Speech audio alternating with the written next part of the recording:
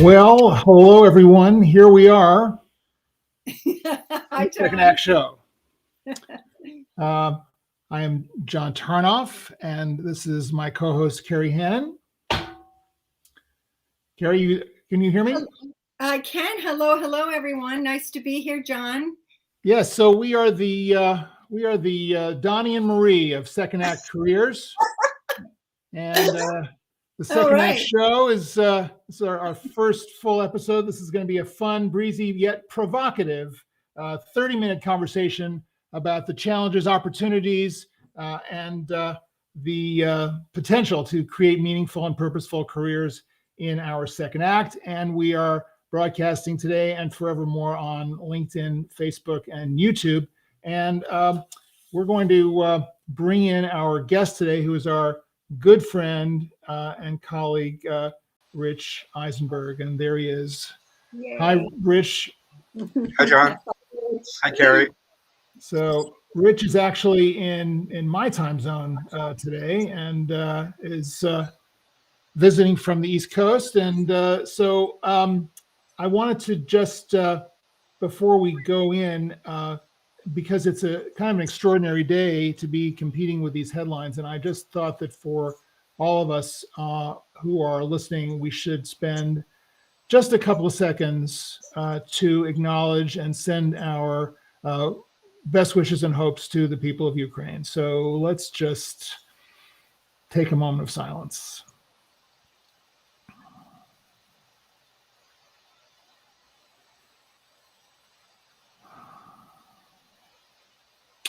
Crazy times we live in. Yeah. So anyway, we're going to kick off the conversation with a little bit of a warm-up and do something which we will. Rich seems to have dropped off. Hopefully, I'm sure he will be back. A feature which we'll do every week, just to kind of keep in touch with the headlines. Here comes Rich back again. Sorry about that. We probably was it something John said? It must have been. Must have been something I said. So we want to get off the ground by talking about what's going on in the news and the second act space. And so we put together this list of these two headlines rather, for stuff that's going on, just for us to talk about for a few minutes to frame the conversation. So Kerry, would you do us the honors? Well, I'd simply say I encourage anyone on this visiting us on the show today to pick up these articles and read them, because they're both fantastic. The ones in Newsweek, Bradley Sherman has a fabulous piece there, taking a look at, he's the author of a book out called The Super Age. And it's really, really important stuff he's talking about, looking at the great, people resigning, but what's really happening globally in terms of the workforce, the aging workplace, the real need to have older workers in the workplace from an economic perspective, from a productivity standpoint, and sort of the pushback from ageism. And it's really quite in-depth and terrific.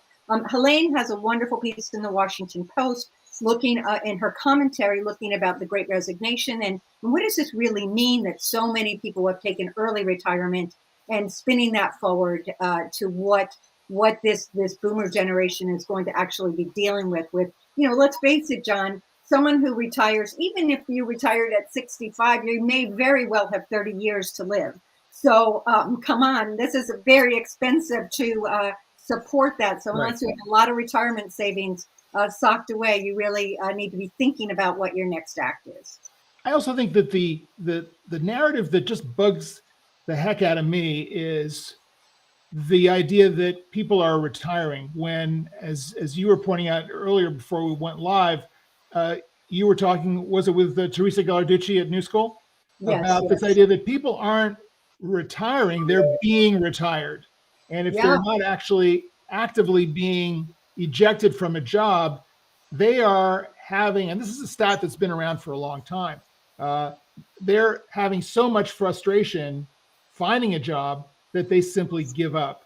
And this is such a discouraging phenomenon that I don't think is being properly reported about. And I think we see, and I saw something, another kind of puffy piece about people picking themselves up in the wake of the Great Retirement and turning the Great Retirement or the Great Resignation into the kind of the Great Retirement, or people who are doing great at bouncing back from the last year or so, who are over 50 or over 60. But I wanted to say, what about the people that you didn't report on who are having a hard time? Where are those people? Yeah, I mean, it's so easy to go down, and I'm guilty of this myself. I interviewed somebody this week who took him a year and a half to find another job after he was pushed in. He was laid off, and he's he's 60. I guess he's 68 actually, but he did not want to be retired, and he finally found something. But it was he went to a special program in Rockville, Maryland, that really was set up for workers over 50 to find work and meet employers who would be willing to look at you and talk to you, because he said he'd spend hours sending these resumes out online and nobody would respond. And it's so frustrating. But what we miss is we say, oh, they get fed up with the process. And so they just start a little side gig. They start a little business on their side. A lot of people can't do that, and a lot of people aren't hardwired to be entrepreneurs either, even though I love that whole concept. So I think it's especially low-wage workers who may not have the skill set to do anything more than what they've always done, and those jobs may have disappeared. Yeah, exactly. Not to be a downer, but it's true, and we got to talk about it. Yeah, I mean that is the goal here, is to be truthful and a little bit provocative, and to push back against a lot of the narrative that we see out there, particularly I think from financial services around create this secure retirement. Well, you may not have the time to do it, and again, as you were saying at the top, a 30-year retirement, who can afford that? Yeah, and John, the thing is, most people, so many people in America, like almost more than 50%, don't even have access to a retirement plan with their employer. And there's so many people that have no retirement savings. I mean, we forget. We all think, oh, everyone has access, and not so. And if you work for a small business in this country, you probably don't. It's these great efforts, and Rich and I have written about these, that the states are starting to have these automatic IRAs that, Oregon really led the way. And Rich, we turn to Rich here. I think he really, we focused on the importance of the states starting to have small business owners provide this. It doesn't have to be super expensive for them to do this, but they just haven't done it because they haven't had to, and they've always thought it was expensive. Right. Well, good segue, because we're going to talk about this question of retirement, and in the case of Rich Eisenberg, unretirement, which is the topic of the day. And for those of you who don't know Rich, until recently, Rich was the managing editor of the great PBS site Next Avenue for the last 10 years. He was also editor of the Money and Policy and Work and Purpose channels, and contributed regularly to the site.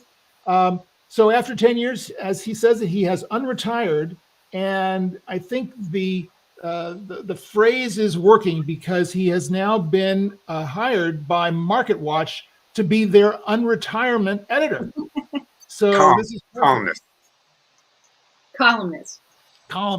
Yeah. Well, I'm elevating it a little bit, but I think that kind of goes to a bit of a sea change that's perhaps in our vocabulary and the lexicon about this phase of life, and maybe this is going to catch on. So Rich has a long career in journalism, executive editor at Money Magazine, finance editor at Yahoo. He's written 2 books, which I wanted to mention: How to Avoid a Midlife Financial Crisis and The Money Book of Personal Finance. He also co-hosts the podcast Friends Talk Money. So can I add that he's like the greatest editor I've ever had in my whole career. Don't blush, Rich. It's true. And that's saying a lot, because I think I'm just not going to say anything the rest of the show and just let you guys keep talking. Multi-published. Thank you. Yes. Thank you. Yes. That's why we can just wrap it up here. Let's quit while we're ahead. So we talked, we kind of prepped for the show. We talked about some topics and questions, and the part of being provocative here is to, we hear a lot of kind of expertise on these shows and prescriptions, and But our opportunity here is to kind of get personal, both for ourselves, Kerry and me, but also with our guests, and to really kind of dig beneath the surface and talk about our own experiences with this transition stage in our lives. So we went over a couple of ideas with Rich, and he was gracious enough to be willing to dig deep about a couple of them. So I'm just going to lead off with this question, and Kerry, you can kind of take the next one. And this is the question of, in your experience, do you have any kind of lingering shame or career-related trauma from the past that you've struggled with? And if so, how have you reframed it? How have you gone through it? And how can you what can you share with us to help us, those of us who also have similar trauma that we're recovering from, getting fired, that kind of thing, deal with it? Well, John, I think all of us who've worked for a long time have moments in our work careers where we have regrets, maybe some shame. I am, embarrassed by the fact that I feel like when I started out in my 20s and 30s, I think I had an anger management issue that I didn't realize. And I feel ultimately I did realize I did and tried to work on it, and feel like I don't have that issue as much anymore. I'm trying to work at that. I did lose my job twice. Once I was at Money Magazine for 19 years, and there was a regime change. And then I was at Good Housekeeping for 10 years. There was another regime change. And in the media world and in many other businesses, often when the new management comes, there's sort of a feeling that anybody who's there in top management must not be any good, and it's time to get rid of them. And that's what happened. And I feel like probably I should have seen the handwriting on the wall, realized that was going to happen. It wasn't really a function of my work. It was more that they just wanted their own people. And so I, then had to find new work, which I did. But I wish I'd been more proactive. Did you learn anything else from that, Rich? I mean, I found in myself, when I've had moments like that that lesson, you learn a lesson from there somehow that you carry forward. Yeah, I think the lesson is you have to be your own self-advocate, and you have to keep your antenna up all the time about what's going on where you work, and how solid is your job. And if you start feeling that maybe it isn't so solid, maybe that's the time to start looking for another possible long-term full-time job, or maybe some part-time work, or maybe become an entrepreneur. I feel like it's better if you do it yourself rather than have it done to you. I was fortunate and lucky that I was able to recover and get some great jobs after that. But doesn't always work out that way. And certainly the older you get, the harder it gets. And the one thing you have going for you, and you're a great example of this that I think everyone listening with us today can appreciate, is you have this amazing network. And I think if you keep in touch with people, you send people notes and say, hey, I liked what you wrote, or, are you going to be at this event? And I think that is a core to being able, I think that's probably helped you a lot. Well, I think that's really important. And especially, for people watching today, and for the two of you, for me, those of us who've been working for quite a while, you can't help but build up a network of people, and then it falls to you to do something about that. And, it doesn't mean to make yourself a pest or annoying, but it does mean that if you see somebody that who's done something great, let them know how much you liked it. It doesn't take long, and they like it. And you never know how it might be helpful for you maybe one day. And if not, you'll feel better about yourself. Yeah, it builds goodwill. So the next. Can I just dwell on the networking thing, because a lot of people have issues with this and are feeling very awkward about the networking thing. I think we all know that the network is important, but a lot of times I'll be talking with clients and they'll say, I just don't know how to reactivate the network, or I feel like I've got the network, I've got a lot of people, but I never keep up with it, and I feel embarrassed to reach out, and it feels awkward for them. And do you have any advice on some techniques or some mindset to adopt to help people feel entitled to go out and reach out to their network, particularly at a moment of vulnerability? Yeah, well, the first thing I'd say is get over it. Networking isn't fun, isn't easy, but it's not that hard to do, and it may not be in your nature, but make it so that it is. And, whether it's through LinkedIn or social media, I find that, being active on Facebook and Twitter and LinkedIn keeps me abreast of what my former colleagues have been doing and people I know. And that's one way to sort of see what they're up to. And then it's up to me to connect to them after that. So I would say, do what you can with what you've got. I love that. I think that's so true. And like you mentioned, Rich, on social media, on LinkedIn and on Facebook, there are groups like for, ex USA Today employees or ex US News in my case, but you probably have, and you can find it. It's sort of a private group, and your built-in network there if you want to reach out. Hey, Rich, another thing that John and I were talking about it, and we threw out to you earlier, is about this idea of, was there a point in your career where you felt you had to pivot? And I can think of one in my own head that I think where you gracefully did, but I'd love to hear you tell people a little bit about a pivot you may have made maybe it was in your 50s, and you were able to sort of move forward with a great deal of confidence, but it did take some rejiggering. Yeah, well, there are two times that come to mind.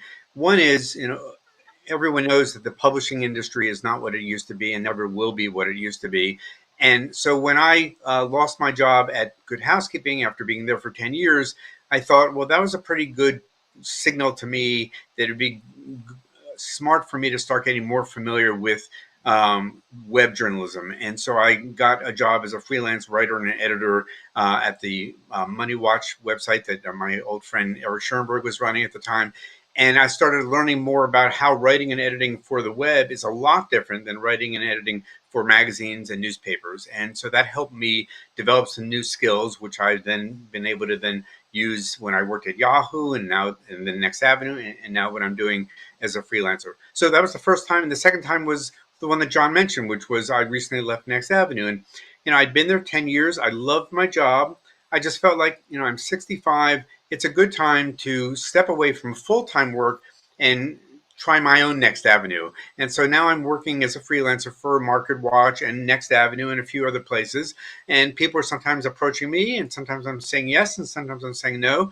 But I'm also making time to come out to California for this month with my wife and our dog, and also read more and relax a little bit. So I felt like that was the second time I wanted to do it, and I did do it. And more will be revealed. On the question of this adaptation, as you're talking, it occurs to me there are kind of two aspects of this adaptation. One of them is certainly the digital adaptation and understanding digital systems.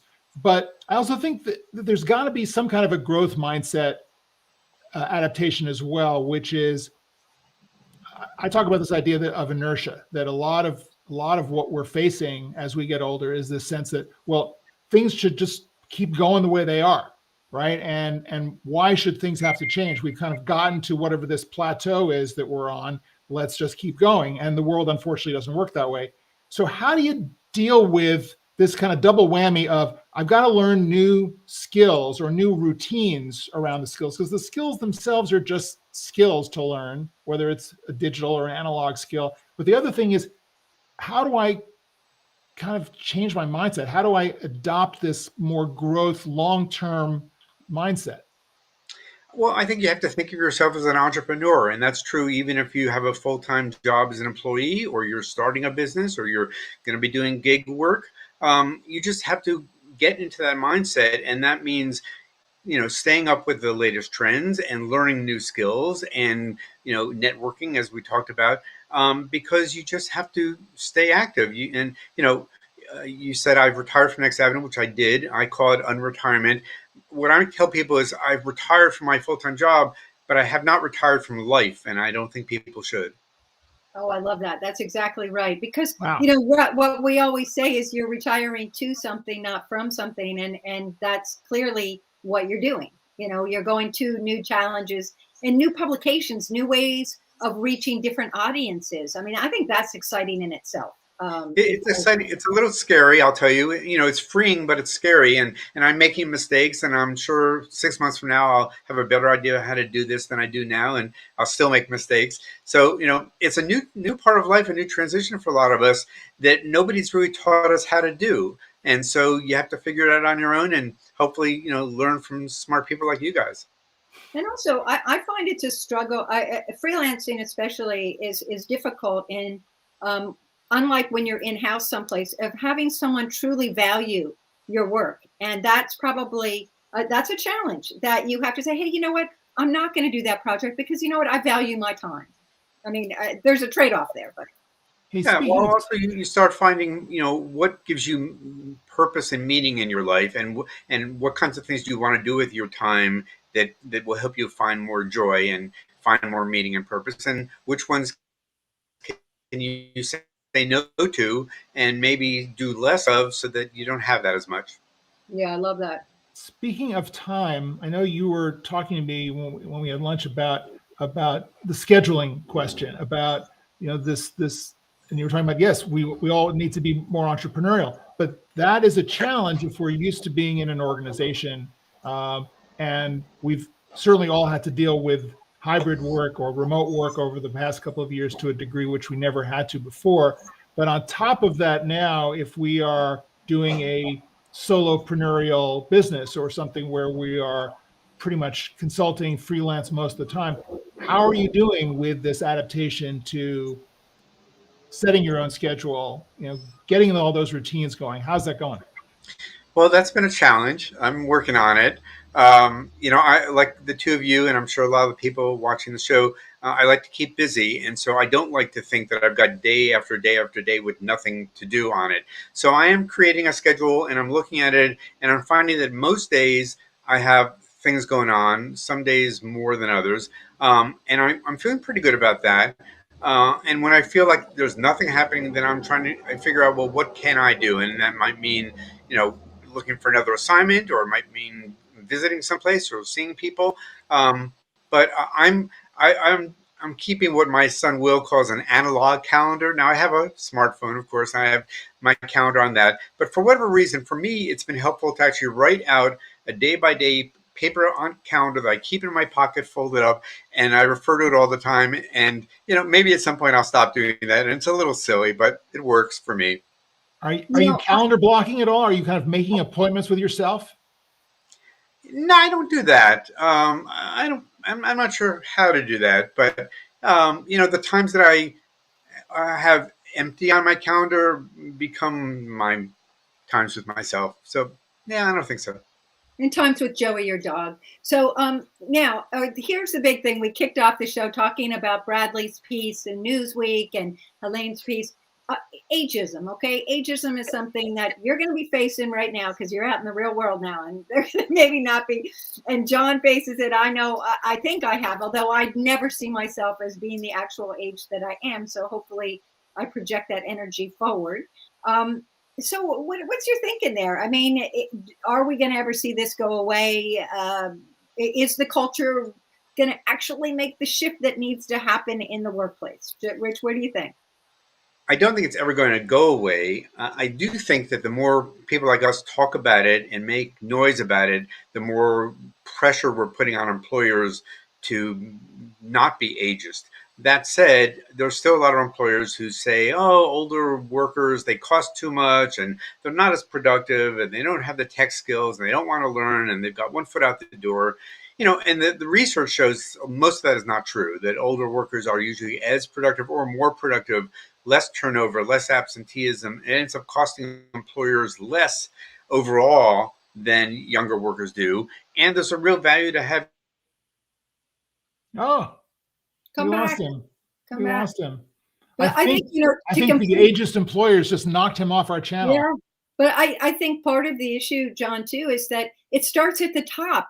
Somebody who's running the company, he's in our age bracket, but he says, I'm not old, but they are, so but here he's back. All right, finish what you were saying. So all I was going to say is, I think hopefully more employers will not be ageist. I do think that the tight job market right now is forcing them to hire and keep older workers in a way that they might have not have done that before. I'm really curious to see what happens when the job market is not so tight. Are they going to keep doing that, or are they going to go back to their bad old ways? I will tell you that in my unretirement, I've been, pursuing some opportunities. Some have come my way, some I've gone after. One I didn't get, and I don't know that I'll ever know, but my suspicion is that I didn't get it because of my age. And I think I'll find out when I find out who did get the job. But I got these sort of signals in the interviewing process that made me think that they wanted somebody younger. And if that's what they want, I can't stop them from doing that, and I just moved on. Yeah. Well, it's probably, as we always tell people, you didn't want to work there anyway.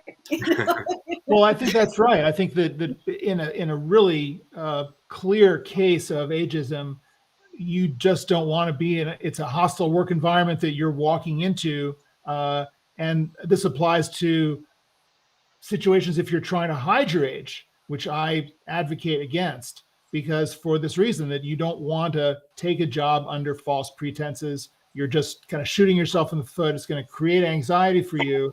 You don't want them to find out how old you are. Oh my God, what's going to happen? They're going to fire me. Move on. Find people who go, oh my God, you're fantastic. We want someone who has all your experience and wisdom, because we need that balance. We need to be more multi-generational, and you're it. So yeah, well, with the internet, it's very easy for anybody who wants to find out how old somebody is to figure it out, or exactly. So you're never going to be able to hide that, and there's no reason you should. But you can be smart when you're doing your resume and your LinkedIn profile to focus on the things that you've been doing recently and the things that really matter to an employer. And you don't necessarily have to talk about every job you've ever had going back for 40 years, because a lot of them aren't particularly relevant anymore. Exactly. Oh, I'm so glad you were saying that, because this leads into, John, I think we're looking at the clock here. We're close to time. I wanted Rich to just share some advice. He's seen a lot of people come that you've worked with, that you've been reported to, and also reported to you, make changes in their lives. And what advice would you have to somebody who's out there right now in our age category, who's feeling just a little bit on eggshells? I mean, the world is kind of nuts right now to begin with, but rising costs, the job market is funky. Are you bored? Are you burned out? I mean, what should someone who's feeling a little on edge and unsure be thinking about? I would say that this is the time for you to try to think about what can you be doing that would give you happiness and the income that you need and want. So look at your finances. If you've got a full-time job and think you want to leave and start Unretirement or do part-time work, just see whether you can afford to do that. Maybe meet with a financial advisor. We talked about making a schedule. I just feel like it's always going to be a hard time, and it's always a scary time to make any kind of a change in life. And certainly as we get older, sometimes we get, if not stuck in our ways, then just accustomed to doing things the way we've been doing it. But try to get out of that. Try to, reinvent yourself if you need to. I was talking with Skye Bergman today, who's the filmmaker, made this great film, Lives Well Lived. And she just left her job from being a professor to being a filmmaker. I'm sure that was scary for her. Maybe you'll talk with her one day on the show soon. It is a little scary, but I would tell you that the feeling you get once you've done it is really fantastic. Yay. Great. All right. Wonderful. Well, thank you, Rich. Great having you on our show. Thank you for inaugurating our little broadcast here. Thank you, and John. Before we go, I just want to let everyone know that we have more shows lined up. We will be coming to you again in 2 weeks. And our guest on that show will be Mark Miller, the publisher and editor of Retirement Revised. And beyond Mark's episode, 2 and 4 weeks after that, we'll be talking to Catherine Collinson from the Transamerica Research Group, and then also with Elizabeth White, the author of, what is it, Kerry, 55 and Faking Normal. 55 Unemployed and Faking It, who's a great anti-ageism activist, and she's got some interesting updates on her career. So that should be a lot of fun. And we will see you all in 2 weeks. Thank you again, Rich, for joining us. And Kerry, as always, it's a pleasure. Fun to be with y'all. Miss you. Thank you. See you soon. Bye, everybody.